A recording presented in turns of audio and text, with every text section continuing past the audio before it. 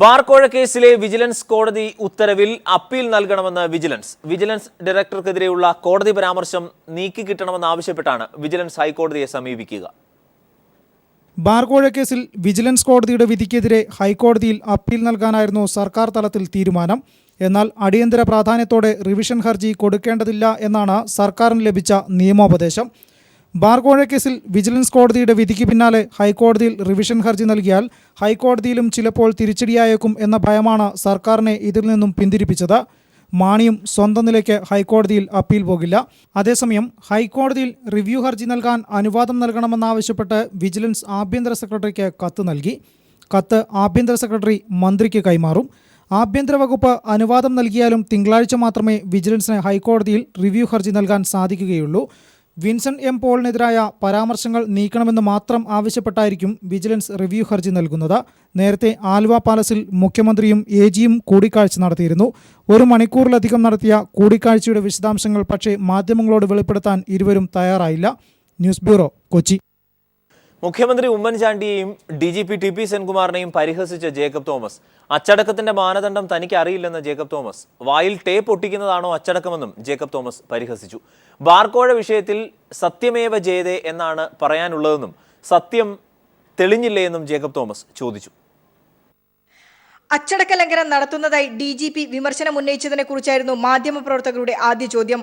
അതിനുള്ള ഉത്തരം ഇങ്ങനെ: ഞാൻ ഇന്ന് ഇവിടെ IIM അഴിമതി എങ്ങനെ അവസാനിപ്പിക്കണമെന്നുള്ളതിനെ പറ്റി സംസാരിച്ചല്ലോ. താങ്കൾക്കെതിരെ അച്ചടക്ക നടപടിക്ക് സാധ്യതയുണ്ടെന്ന ചോദ്യത്തോട് ജേക്കബ് തോമസ് IPS ഇങ്ങനെ പ്രതികരിച്ചു: അച്ചടക്കം എന്താണ് എന്നുള്ളത് അതിൻ്റെ ഒരു ഡെഫിനിഷൻ എനിക്ക് അറിഞ്ഞുകൂടാ. പരസ്യപ്രതികരണം നടത്തുന്നത് അച്ചടക്ക ലംഘനമാണെന്ന DGP സെൻകുമാറിന്റെ പ്രസ്താവനയ്ക്കെതിരെ അദ്ദേഹത്തിന്റെ പ്രതികരണം ഇങ്ങനെ: അദ്ദേഹം ഒരു IPS ഓഫീസർ അല്ലേ, എന്നെപ്പോലെ തന്നെയുള്ള ഒരു IPS ഓഫീസർ ആണെന്നാണ് ഞാൻ മനസ്സിലാക്കുന്നത്.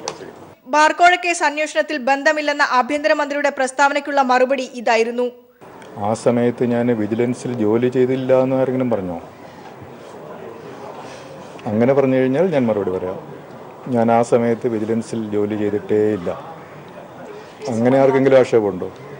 മാധ്യമങ്ങളിൽ പരസ്യ പ്രസ്താവന നടത്തുന്നതിനെതിരെ ആക്ഷേപം ഉന്നയിക്കുന്നവർക്ക് കയ്യിൽ കരുതി വെച്ച സെല്ലോ ടേപ്പ് ഉയർത്തിയാണ് അദ്ദേഹം മറുപടി പറഞ്ഞത്. ഇല്ല, മീഡിയയെ കാണുമ്പോൾ ഞാൻ ചിരിക്കാതെ ഇങ്ങനെ ഗൗരവത്തിൽ നിൽക്കുകയും, ഞാൻ ഇന്ന് നിങ്ങളെ കാണാൻ വന്നപ്പോൾ ഒരു ടേപ്പ് ഒട്ടിക്കണമെന്ന് പറഞ്ഞ് ഇതൊക്കെ ഞാൻ വാങ്ങിച്ചിരുന്നു, ഇങ്ങനെ മുഖത്തിങ്ങനെ 2 ഒട്ടിക്കണോ എന്നൊക്കെ ഞാൻ ആലോചിച്ചു. പിന്നെ വിചാരിച്ചു, നിങ്ങൾ ജനങ്ങളുടെ കൂടെ നിൽക്കുന്ന ആൾക്കാരല്ലേ. ബാർക്കോഴ കേസിൽ SP സുകേശന്റെ കണ്ടെത്തൽ മതിയായ തെളിവാണെന്ന് കരുതുന്നുണ്ടോ എന്ന ചോദ്യത്തിന് ഉത്തരം ഇതായിരുന്നു: സത്യമേവ ജയതേ എന്നല്ലേ നമ്മൾ ഇന്ത്യയിൽ എപ്പോഴും പറയുന്നത്. ബാർക്കോഴ കേസിൽ പുനരന്വേഷണം നടത്തിയാൽ സത്യം പുറത്തുവരുമെന്ന് കരുതുന്നുണ്ടോ എന്ന ചോദ്യത്തിന് ഇതായിരുന്നു മറുപടി. സത്യം തെളിഞ്ഞിരുന്നില്ലേ? News bureau, Kozhikode. ഉമ്മൻചാണ്ടി സത്യസന്ധരായ ഉദ്യോഗസ്ഥരെ വിരട്ടാൻ നോക്കേണ്ടെന്ന് കോടിയേരി ബാലകൃഷ്ണൻ. ഉമ്മൻചാണ്ടിക്ക് വേണ്ടത് അഴിമതിക്കാരായ ഉദ്യോഗസ്ഥരെയാണെന്നും കോടിയേരി ബാലകൃഷ്ണൻ പറഞ്ഞു.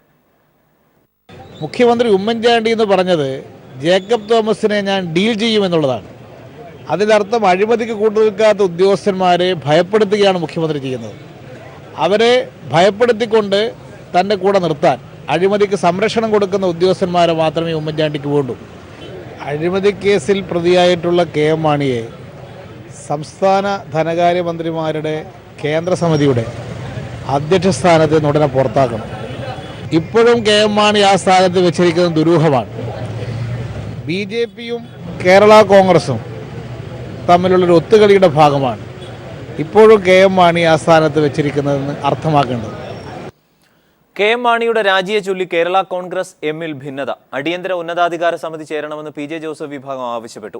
PC ജോസഫ് ഉൾപ്പെടെയുള്ള നേതാക്കൾ മാണി രാജിവെക്കണമെന്നും ആവശ്യപ്പെട്ടു. അതേസമയം പ്രതിഷേധം ഭയന്ന മന്ത്രി KM മാണിയുടെ ഇന്നത്തെ ഔദ്യോഗിക പരിപാടികൾ റദ്ദാക്കി. മാണിയെ പ്രതിസ്ഥാനത്ത് നിർത്തുന്ന കോടതി ഉത്തരവ് കേരള കോൺഗ്രസിലും പൊട്ടിത്തെറി സൃഷ്ടിക്കുകയാണ്. നിയമവകുപ്പെങ്കിലും ഒഴിഞ്ഞ് മര്യാദ കാണിക്കണമെന്നതാണ് ജോസഫ് വിഭാഗത്തിന്റെ നിലപാട്.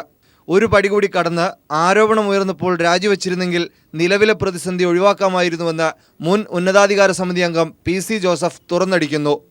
കേരള കോൺഗ്രസ് പാർട്ടിയുടെ കഴിഞ്ഞ 51 കൊല്ലത്തെ ചരിത്രത്തിനിടയിൽ ഇത്രയും ഗുരുതരമായൊരു പ്രതിസന്ധി പാർട്ടി നേരിട്ടിട്ടില്ലെന്നാണ് എൻ്റെ വിശ്വാസം. അതേസമയം പ്രതിസന്ധി ചർച്ച ചെയ്യാൻ ഉന്നതാധികാര സമിതി വിളിക്കണമെന്ന ആവശ്യം മാണി തള്ളി. പാർട്ടി കമ്മിറ്റി എപ്പോഴും കൂടാറുള്ളതാണ്. ഒന്നല്ല, ഒരു കാര്യമില്ല. പാർട്ടി കമ്മിറ്റി ഇവിടെ ചേരേണ്ട കാര്യമില്ല. അങ്ങനെയല്ലല്ലോ, പാർട്ടി കമ്മിറ്റി ഇതിനു വേണ്ടിയിട്ടല്ല. പാർട്ടി കമ്മിറ്റി റെഗുലറായിട്ട് ഞങ്ങൾ പാർട്ടി കമ്മിറ്റി ചേരുമ്പോൾ ആനുകാലിക സംഭവ വികാസങ്ങളൊക്കെ ചർച്ച ചെയ്യും. തദ്ദേശ തെരഞ്ഞെടുപ്പിന് ശേഷം ഉന്നതാധികാര സമിതി ചേരുമെന്ന് PJ ജോസഫ്. അതിപ്പോൾ ഈ തെരഞ്ഞെടുപ്പിൻ്റെ പശ്ചാത്തലത്തിൽ കഴിയുന്നതിന് മുമ്പ് പ്രായോഗികമല്ലല്ലോ. അത് കഴിയുമ്പോൾ സ്വാഭാവികമായിട്ട് യോഗം ചേരും. അല്ല, ഏതായാലും ഈ തെരഞ്ഞെടുപ്പിൻ്റെ പശ്ചാത്തലത്തിൽ തെരഞ്ഞെടുപ്പ് കഴിഞ്ഞതിന് ശേഷം സ്വാഭാവികമായിട്ട് യോഗം ചേരും. അല്ല, എല്ലാ വിഷയങ്ങളും ചർച്ച ചെയ്യും. അപ്പീൽ നീക്കങ്ങൾക്കിടെ പാർട്ടിയിൽ നിന്നുയർന്ന ഭിന്നാഭിപ്രായം മാണിയെ തീർത്തും പ്രതിരോധത്തിലാക്കുന്നു. കോടതിയിൽ നിന്നേറ്റ തിരിച്ചടിയുടെ പശ്ചാത്തലത്തിൽ മാണിയുടെ തെരഞ്ഞെടുപ്പ് പ്രചാരണ പരിപാടികളും റദ്ദാക്കി. News bureau, Idukki, Kottayam, Thiruvananthapuram. Bar കോഴക്കേസിൽ അപ്പീൽ നൽകാൻ മാണിയുടെ പുതിയ തന്ത്രം. സ്വന്തം നിലയ്ക്ക് അപ്പീൽ പോകാതെ അടുപ്പക്കാരനായ പാർട്ടി പ്രവർത്തകനെ കൊണ്ട് അപ്പീൽ നൽകും. തിരുവനന്തപുരം വിജിലൻസ് കോടതിയിലും മാണിക്ക് വേണ്ടി കക്ഷിയായ സണ്ണി ജോസഫാണ് അപ്പീൽ നൽകുക. പാർട്ടി ചെയർമാൻ KM മാണിക്കെതിരായ കോടതി ഉത്തരവിൽ ഹൈക്കോടതിയിൽ റിവിഷൻ ഹർജി നൽകാനാണ് കേരള കോൺഗ്രസ് M നേതാക്കളുടെ ശ്രമം. പാർട്ടി നേരിട്ട് കോടതിയെ സമീപിക്കില്ല. KM മാണിയുമായി അടുപ്പം പുലർത്തുന്ന തൊടുപുഴ സ്വദേശി സണ്ണി ജോസഫാണ് മാണിക്ക് വേണ്ടി ഹൈക്കോടതിയെ സമീപിക്കുക. തിരുവനന്തപുരം വിജിലൻസ് കോടതിയിലും സണ്ണി ജോസഫ് മാണിക്ക് വേണ്ടി കക്ഷി ചേർന്നിരുന്നു. വിജിലൻസ് കോടതിയിലെ കക്ഷിയായതിനാൽ റിവിഷൻ ഹർജിയുമായി ഹൈക്കോടതിയെ സമീപിക്കാൻ സണ്ണി ജോസഫിന് കഴിയുമെന്നാണ് കേരള കോൺഗ്രസിന് കിട്ടിയ നിയമോപദേശം. നേരിട്ട് കോടതിയെ സമീപിച്ചാൽ തിരിച്ചടിയുണ്ടാകുമെന്ന് KM മാണി ഭയക്കുന്നു. വിജിലൻസ് വകുപ്പിന്റെ ഹൈക്കോടതിയിൽ റിവ്യൂ പെറ്റീഷൻ ഡയറക്ടർക്കെതിരായ പരാമർശങ്ങൾ ചൂണ്ടിക്കാട്ടിയായിരിക്കും. ഈ പ്രസ്ഥാനത്ത് നിർത്തുന്ന ഉത്തരവിനെതിരെ ഹൈക്കോടതിയെ സമീപിക്കാൻ KM മാണി വളഞ്ഞ വഴി സ്വീകരിക്കുന്നത്. ഹൈക്കോടതിയിലെ ചില മുതിർന്ന അഭിഭാഷകരുമായി സണ്ണി ജോസഫ് കൂടിക്കാഴ്ച നടത്തിയിട്ടുണ്ട്. News bureau, Thiruvananthapuram. വിജിലൻസ് കോടതി വിധിയിലൂടെ ഉമ്മൻചാണ്ടി സർക്കാരിന് തുടരാനുള്ള അർഹത നഷ്ടമായെന്നും KM മാണി രാജിവെക്കണമെന്നും CPM പോളിറ്റ് ബ്യൂറോ ആവശ്യപ്പെട്ടു. KM മാണിക്കെതിരെ വളരെ ശക്തമായ വിമർശനമാണ് വിവിധ നേതാക്കൾ ഉയർത്തിയത്. ധനമന്ത്രി KM മാണി 25 ലക്ഷം രൂപ ബാറുടമകളിൽ നിന്ന് കോഴ വാങ്ങിയതിന് പ്രഥമ ദൃഷ്ട്യാ തെളിവുണ്ടെന്നും മാണിക്കെതിരെ തുടരന്വേഷണമാകാമെന്നുമുള്ള പ്രത്യേക വിജിലൻസ് കോടതിയുടെ വിധിയിൽ മാണി രാജിവെക്കണമെന്ന് CPM പോളിറ്റ് ബ്യൂറോ ആവശ്യപ്പെട്ടു. UDF government in Kerala is turning out to be the most corrupt government that Kerala has ever seen.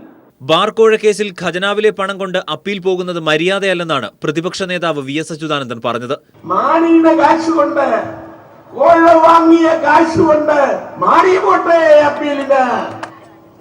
മുഖ്യമന്ത്രി ഉമ്മൻചാണ്ടി പോകുന്നത് ഖജനാവിലെ കാശെടുത്തിട്ടാണ്. മാണിക്കെതിരായ വിജിലൻസ് കോടതി വിധിയിൽ ആദർശധീരന്മാർ എന്തുകൊണ്ട് മൗനം പാലിക്കുന്നുവെന്ന് പിണറായി വിജയൻ ചോദിച്ചു. മാണിക്ക് അനുകൂലമായ റിപ്പോർട്ട് തരാവൂ എന്ന് സർക്കാരിന് ശാഠ്യമുണ്ടായിട്ടും വന്ന തെളിവുകളെ അടിസ്ഥാനപ്പെടുത്തി നൽകിയ റിപ്പോർട്ടാണല്ലോ. വിജിലൻസ് കോടതി വിധിക്കെതിരെ അപ്പീൽ കൊടുക്കാനുള്ള സർക്കാർ ശ്രമം പരിഹാസ്യമാണെന്ന് CPIM സംസ്ഥാന സെക്രട്ടറി കോടിയേരി ബാലകൃഷ്ണൻ പറഞ്ഞു. 101 പ്രാവശ്യം അന്വേഷണം നേരിടാമെന്ന് പറയുന്ന ആൾ എന്തിനാണ് അപ്പീലുമായി അന്വേഷണം തടയാൻ വേണ്ടി കോടതിയെ സമീപിക്കുന്നത്? ധനകാര്യമന്ത്രി അധികാരത്തിൽ ഇരുന്നുകൊണ്ട് നടത്തുന്ന ഏതൊരു അന്വേഷണവും പരിഹാസ്യമായിരിക്കും. രാജി സമർപ്പിക്കാൻ മാണി തയ്യാറാകുന്നില്ലെങ്കിൽ മുഖ്യമന്ത്രി ഇടപെട്ട് അദ്ദേഹത്തെ മന്ത്രിസഭയിൽ നിന്ന് പുറത്താക്കണം. വിവിധ ബ്യൂറോകൾക്കൊപ്പം ന്യൂസ് ഡെസ്ക്. വിശുദ്ധിയുടെ മുഖംമൂടി അണിഞ്ഞിരിക്കുന്ന AK ആന്റണിക്കും VM സുധീരനും ധാർമ്മികതയുണ്ടെങ്കിൽ KM മാണിയുടെ രാജി ആവശ്യപ്പെടണമെന്ന് പ്രതിപക്ഷ നേതാവ് VS അച്യുതാനന്ദൻ. അഴിമതി കോൺഗ്രസിന്റെയും UDFന്റെയും ജന്മാവകാശമാണെന്നാണ് ആന്റണിയുടെയും സുധീരന്റെയും പ്രതികരണത്തിൽ നിന്ന് മനസ്സിലാകുന്നത്. സർക്കാരും വിജിലൻസ് ഡയറക്ടർ വിൻസൻ M പോളും ഗൂഢാലോചന നടത്തിയാണ് കേസ് അട്ടിമറിച്ചതെന്നും പ്രതിപക്ഷ നേതാവ് പ്രസ്താവിച്ചു. 7 ജില്ലകളിൽ തദ്ദേശ തെരഞ്ഞെടുപ്പ് പ്രചാരണത്തിന് നാളെ കൊട്ടിക്കലാശം. ഞായറാഴ്ചത്തെ നിശബ്ദ പ്രചരണവും കഴിഞ്ഞാൽ തിങ്കളാഴ്ച വിധിയെഴുത്താണ്. എല്ലായിടങ്ങളിലും തിരക്കിട്ട അവസാനഘട്ട പ്രചാരണത്തിലാണ് സ്ഥാനാർത്ഥികൾ. തദ്ദേശ തെരഞ്ഞെടുപ്പിൽ തിങ്കളാഴ്ച വോട്ടെടുപ്പ് നടക്കുന്ന തിരുവനന്തപുരം, കൊല്ലം, ഇടുക്കി, കോഴിക്കോട്, വയനാട്, കണ്ണൂർ, കാസർഗോഡ് ജില്ലകളിലെ തെരഞ്ഞെടുപ്പ് പ്രചരണത്തിന് നാളെ കൊട്ടിക്കലാശം. കഴിഞ്ഞ 3-ന് തെരഞ്ഞെടുപ്പ് പ്രഖ്യാപിച്ചതിനു ശേഷം കഷ്ടിച്ച 1 മാസം മാത്രമാണ് സ്ഥാനാർത്ഥികൾക്ക് പ്രചരണ പ്രവർത്തനങ്ങൾക്കായി സമയം ലഭിച്ചത്. അതിനാൽ വളരെ ഊർജിതമായിരുന്നു എല്ലായിടങ്ങളിലെയും തെരഞ്ഞെടുപ്പ് പ്രചരണം. മുന്നണികൾക്കായി പ്രമുഖ നേതാക്കന്മാർ കുറഞ്ഞ ദിവസങ്ങൾക്കുള്ളിൽ പരമാവധി കേന്ദ്രങ്ങളിൽ ഓട്ടപ്രദക്ഷിണം നടത്തി. വാർഡിലെ മുക്കിലും മൂലയിലുമെത്തി വോട്ടഭ്യർത്ഥിക്കാൻ സ്ഥാനാർത്ഥികളും സജീവമായി. ഇങ്ങനെ തിരക്കിട്ടു നടന്ന ശബ്ദപ്രചരണത്തിനാണ് നാളത്തെ ആവേശമേറിയ കലാശക്കൊട്ടോടെ സമാപനമാവുന്നത്. തുടർന്ന് ഞായറാഴ്ച നിശബ്ദ പ്രചരണം. തിങ്കളാഴ്ച 7 ജില്ലകളിൽ വിധിയെഴുത്ത്.